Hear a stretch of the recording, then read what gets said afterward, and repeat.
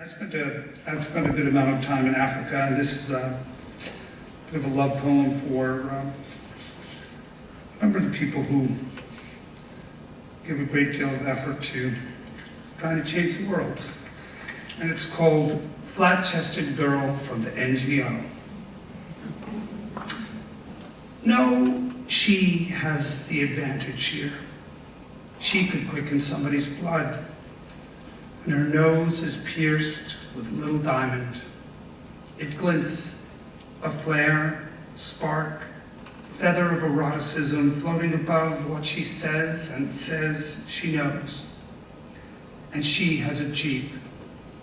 She sees a road, sees me only as a shadow around a beer, an unshowered attitude tipped back in a molded plastic chair, watching 3 frantic cockroaches map the wall behind her head, wishing she'd kick the chair out from under me, something to compensate for her oversized t-shirt, the glib, presumptuous faith, her ergonomic backpacker sandals, wishing she'd stop believing, jump up and cuff me with the back of her hand, rise and burn with some gorgeous, sudden, blue-cold fury, spitting down rage on a brokenness that flourishes beyond our knowing, and nothing we can do but trouble it, sometimes beautifully.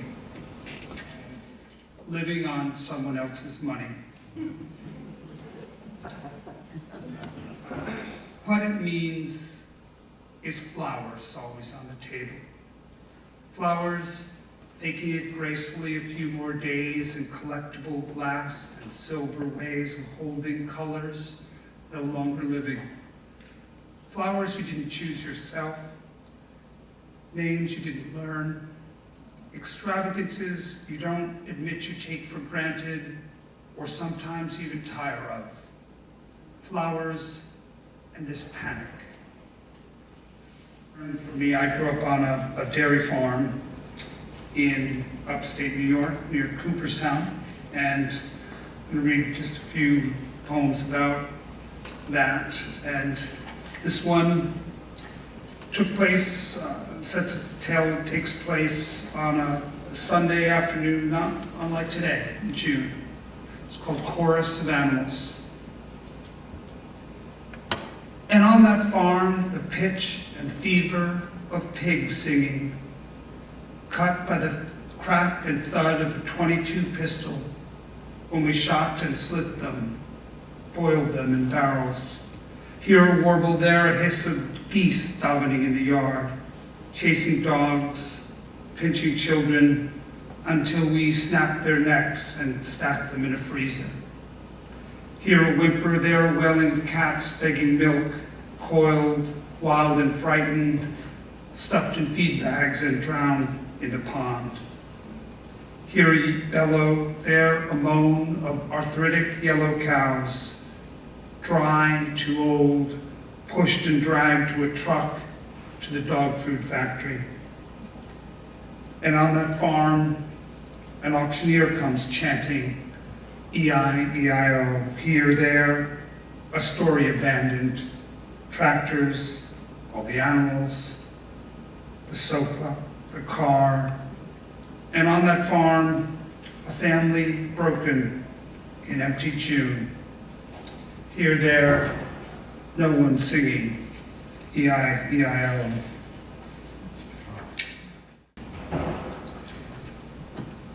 I did write a love poem for my mother, and it's about a trip back to that farm many years later. It's called Local or Strange. They took the journey they'd talked about, a Sunday drive on Tuesday. They took lunch, took pictures, took pleasure, shaking their heads when either lifted to light the moth flutter of a neighbor's forgotten name, wondering whatever happened to her, to him, the stories they'd fled.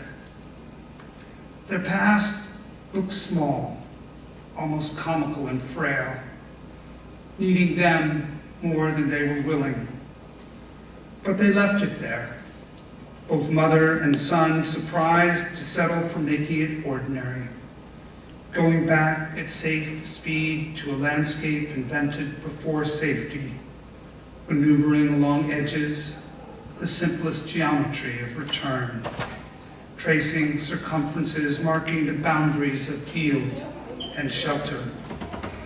And they left watching their remembered selves waving, as farmers do, whether cars are local or strange. I've spent a great deal of time avoiding writing, and one of the things that I did was learn to fly small planes.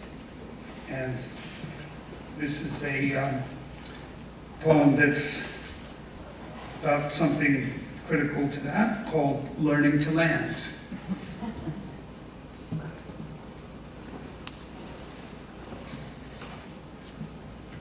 The world folded and I let go.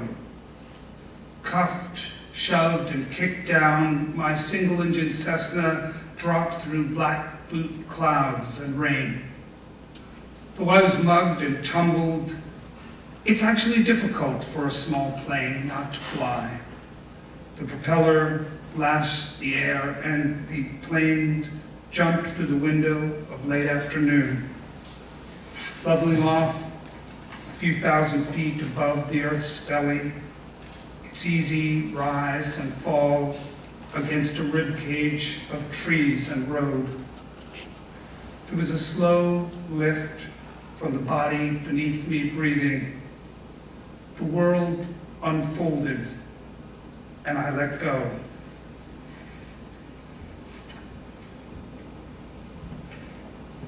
Another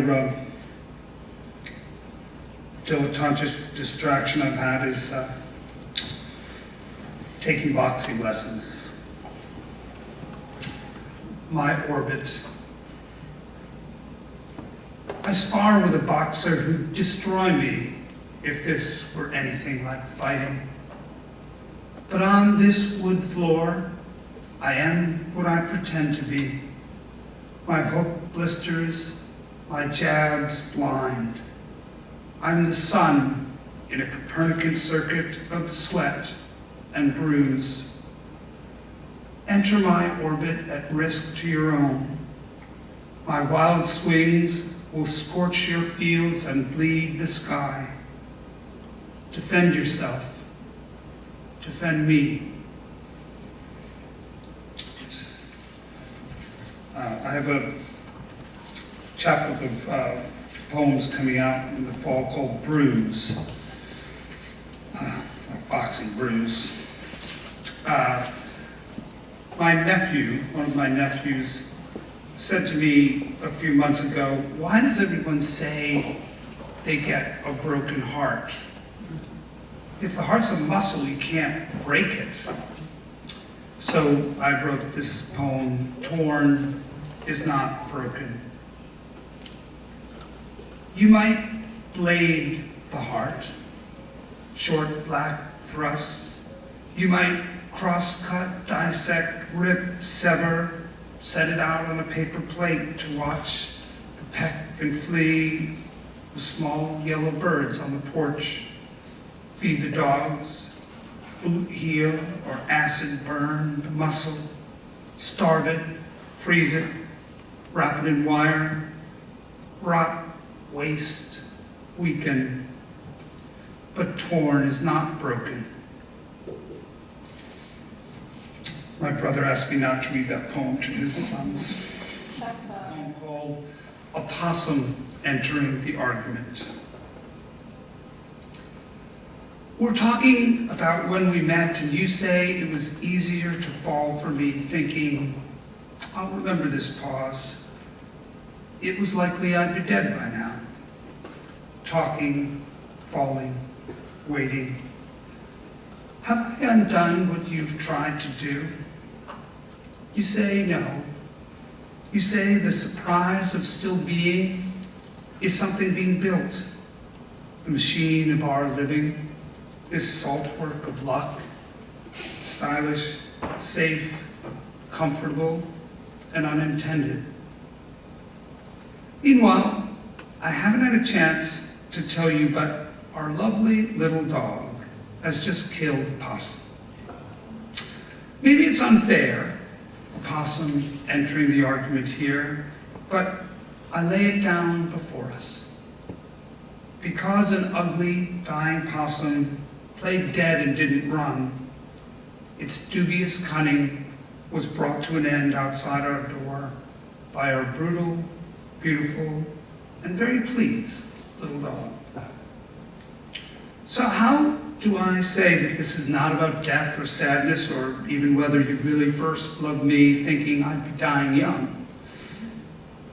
It's just that standing there a few minutes ago, holding a dead possum by its repellent bony tail, I was struck by how eerily pleased I was to be spectator to teeth, spit, agony, and claw, feeling full of purpose, thinking how different in our adversaries we are from possums.